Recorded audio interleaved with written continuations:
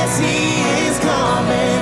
I see joy rising, I hear hope calling, I see fear riding, I hear chains falling, I see walls shaking, I hear doubt running. Is my God's on His way? Yes, He is coming. My God's on His way. My God's on His way. My God's on His way. Yes, He is coming. My God's on His way. My God's on His way. My God's on His way. Yes, He is coming.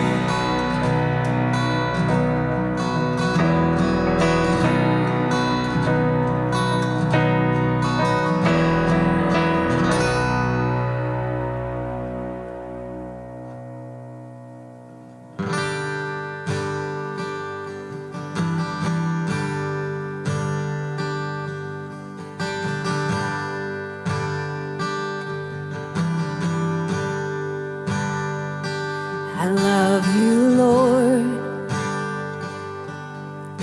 for your mercy never fails me. And all my days I've been held in your hand.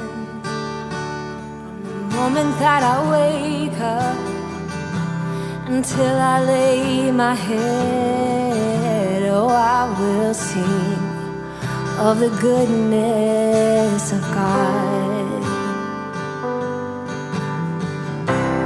And all my life you have been faithful. And all my life you have been so, so good. With every breath that I am able, oh, I will sing of the goodness of God. I love your voice. You have led me through the fire, and in darkest night you are close like no other. I've known you as a father, I've known you as a friend, and I have lived in the goodness of God. All my life, you have been faithful. And all my life, you have been so, so good. With every breath that I am able, oh, I will sing of the goodness of God. Your goodness is running after, it's running after me. Your goodness is running after, it's running after me. With my life laid down, I'm surrendered now. I give you everything. Your goodness is running after, it's running after me. Your goodness is running after, it's running after me. Your goodness is running after, it's running after me. With my life laid down, I'm surrendered now. I give you everything. Your goodness is running after me. Yes, God. All my life you have been faithful. Yes, you have. All my life you have been so, so good. With every breath that I am able, oh, I will sing of the goodness of God. Oh, I will sing.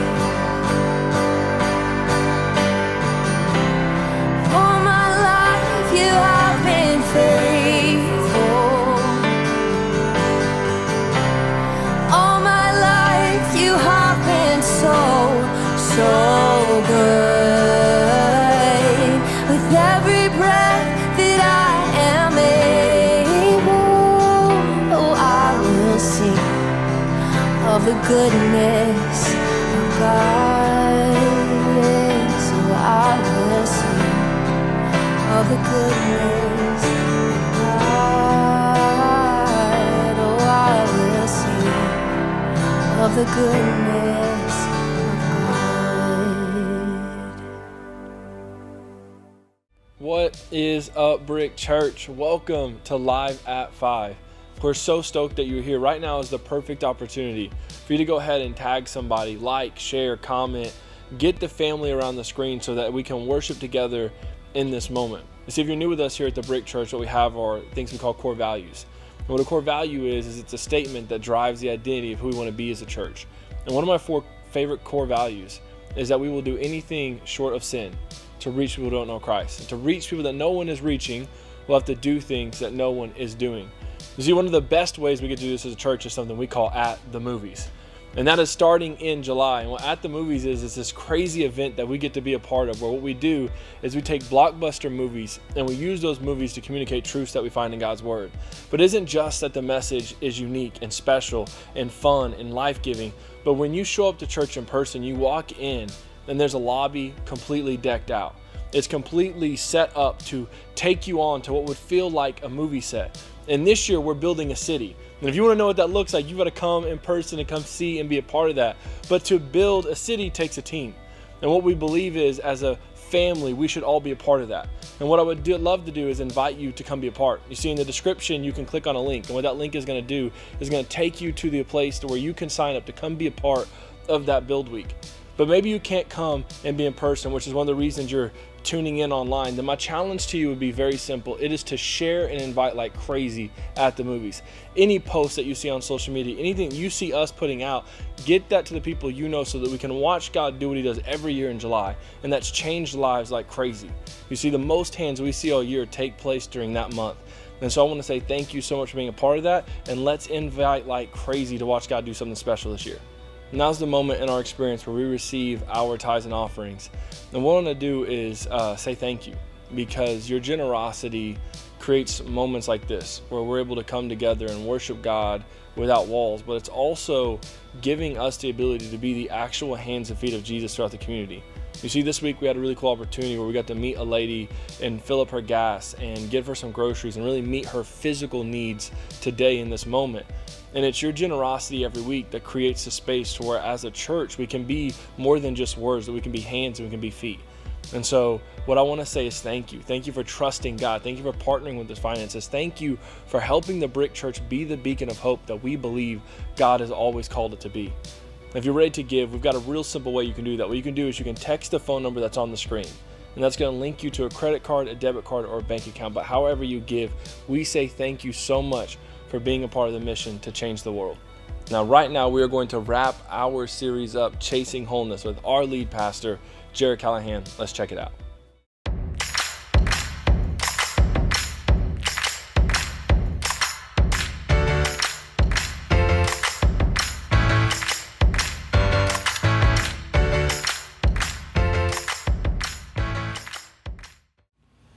Welcome to the final week of Chasing Wholeness. If this looks a little bit different to you, it's because it is different. We're not actually meeting in person on this weekend. So this weekend, it's only church online. So you get to join the rest of your church family if you're used to catching us at Live at 5 with Chasing Wholeness, our final week.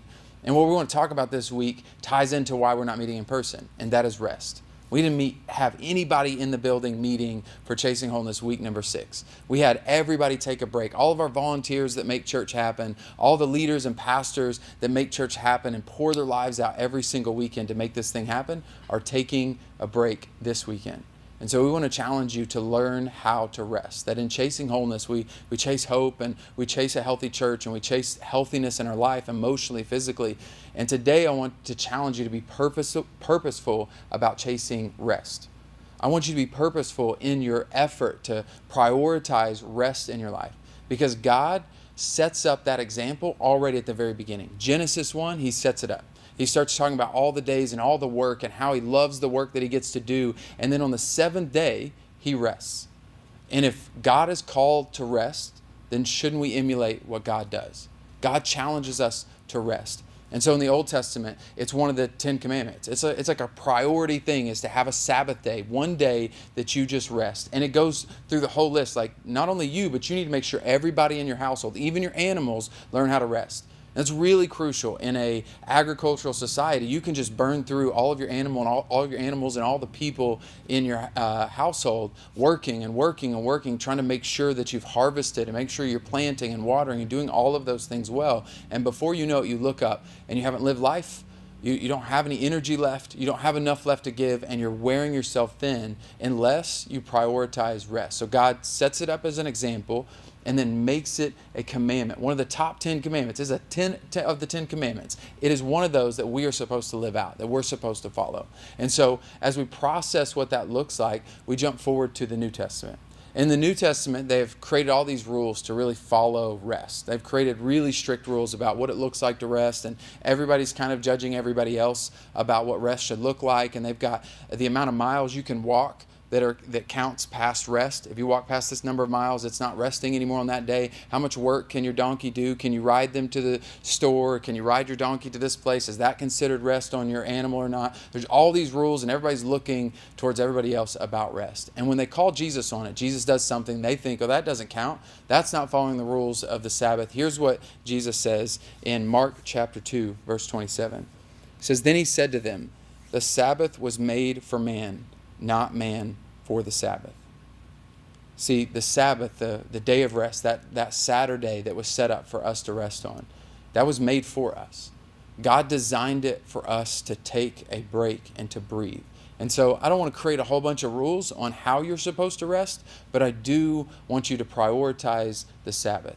Why, if God created something for us, would we not take advantage of it? Why would we not trust Him and believe that He wants what's best for us in our life and choose to trust that if He says the best thing for me to do is to rest, then I'm going to do it. If He says the best thing for me to do is to take a day and breathe and relax and to trust Him with the rest of my 6 days, to trust Him with the rest of my life, then I'm going to trust Him with that day. I'm going to stop and take a moment just to breathe. And it's not like Jesus just told us that. Jesus lived that out. Here's what it says in Luke chapter 5, verse 16. It says, "But Jesus often withdrew to lonely places and prayed." Jesus Himself, when He had a very short amount of time on earth, still stopped in the middle of the peak of His ministry. He's feeding 5,000. He's reaching all kinds of people. People are being healed. There's so many amazing things for Him to do that are good things to do. It's things that He's putting His hands to, that He's called to, that He's anointed to do. And still He pauses and withdraws often to go pray. He withdraws often to lonely places, to, I believe, rest, to get rest for His soul, to get rest for His physical body, to stop at the peak of His ministry. When everything's thriving, everything's going perfect, it's like, nope, now I need to stop. And I need to step away from the crowds. I need to step away from the chaos. I need to step away from all the voices that want something from me. And I just need to have a moment of quiet so that I can hear the voice of God, so that I can see things from a different angle, so that I can do things with the energy that God has called me to do. And so today, I want to challenge you to learn to prioritize rest. And for many of us, if we had a week number 7, we might actually talk about prioritizing work. Because 6 days we're called to work. And I would challenge you to fall in love with the work that you do. That you fall in love with what God has placed in front of you to do with your hands. Whatever it is, whatever work you do, wherever you find yourself, to fall in love with being faithful to the work God has given you. To decide that no matter what your coworkers are like, you're called to be a witness to them. You're called to love them well. No matter what the job is, you're called to do it with excellence. That Scripture tells us we're supposed to do everything we do as though unto the Lord. That we fall in love with those 6 days. And then on the 7th day, we fall in love with rest. That we learn to relax and trust God with the rest. So for many of us, maybe it's not about rest. Maybe it's falling in love with what God has called you to do. And that you work with that with all your heart so that on that 7th day, you really can step away and say, I trust you with the rest of it. I trust you with the break. I trust you with my 6 days. I trust that, like in the Old Testament, I trust that you're going to send the rain for the harvest. That I don't have control over every outcome. I don't have control over how everything works. I trust you. So I'm going to challenge you today to take a rest on purpose.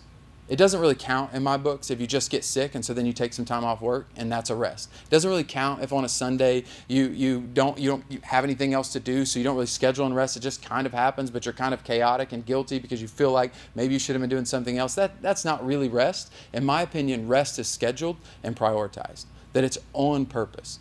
But then that you don't stop there. That you don't stop with just resting on purpose, but you recognize what Jesus did and that he rested on purpose, but he rested for a purpose. So today, that you would rest for a purpose. That I believe that when you start to fall in love with the work that God has placed in your hands, and you start to fall in love with doing it with excellence, no matter what the job is, doing it to the best of your ability. And then you start to fall in love with the idea of him giving you a break and giving you a breather to see it differently, to trust him with those things, to trust him with your life, to trust him with your time, to trust that his ways are better than your ways. I believe that as you do that, it's going to challenge you to lean into him more and to trust him. And then you're going to be challenged to see your job and your life from a different perspective. That you're going to see that, man, maybe some of the things that I've been working 7 days a week on mentally and emotionally, trying to solve all the problems even on my day off, that I just stop for a moment and I realize I can't control all of that. I can't fix all of that. I have got to trust God in these areas. That in those times, if you're maybe a type A personality and you think the best way to rest is just to get it all done. I feel so much better when I check all the boxes, and really God is challenging you and telling you today, like, you can't work yourself into peace. Peace is found in God, and trusting his ways is where you're going to find peace. So all the check boxes, all the things being done, what you're going to find out, hopefully, if you haven't already found out, is that you can never get it all done. There's always one more thing to do. There's always 5 more things on the checklist. And once you get through the checklist, there's 5 more things you can add to it because you can start back over at the beginning. Instead, we trust God that he's going to bring the rain. He's going to bring the outcome. He's going to bring the product into our lives.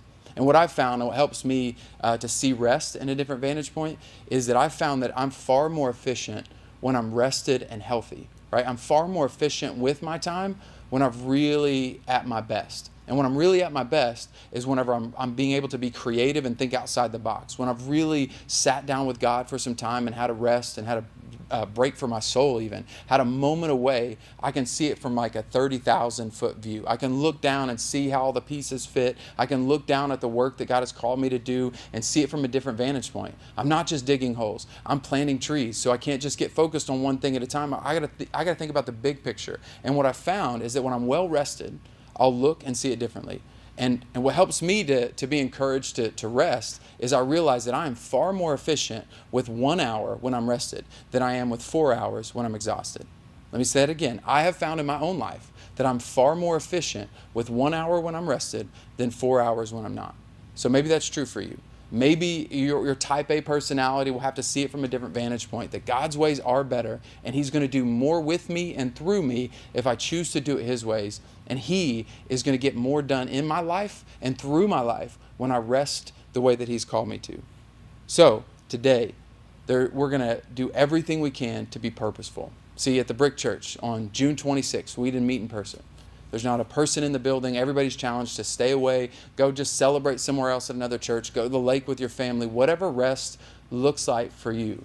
You breathe, you rest, and you celebrate that God can get it done, that God is on your side, that God can do more in you if you trust his ways. He can do more through you and get more stuff done with you when you trust the way he does it than you can if you try to do it all on your own 7 days a week.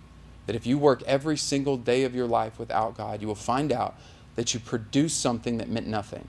But if you choose to trust his ways, you will partner with God and you will see him bear fruit in your life. So today, if that's you and you're being challenged to maybe rest, I'm going to challenge you today to not walk away without scheduling your next bit of rest. If it's too late, maybe you caught this message on Monday or Tuesday and you didn't schedule the 26th with the team, schedule a rest day. And I get it, it's difficult. I don't care what level you're at, where you're at, resting is difficult, especially at the beginning. To try to schedule it and prioritize it takes time, it takes energy, but doing it God's way is worth it. So take the time to figure out how to do it financially, to figure out how to do it cheap. If you're broke like some of us, like figuring out how to do it on a cheaper scale, to figure out how to prioritize and let people know that they can't get a hold of you that day, to figure out all of those things. It takes work, but I do think it's going to be worth it. that you will schedule it and prioritize and figure it out one step at a time until you figure out what it looks like for you to really rest and do this life and this time that we have on earth God's ways.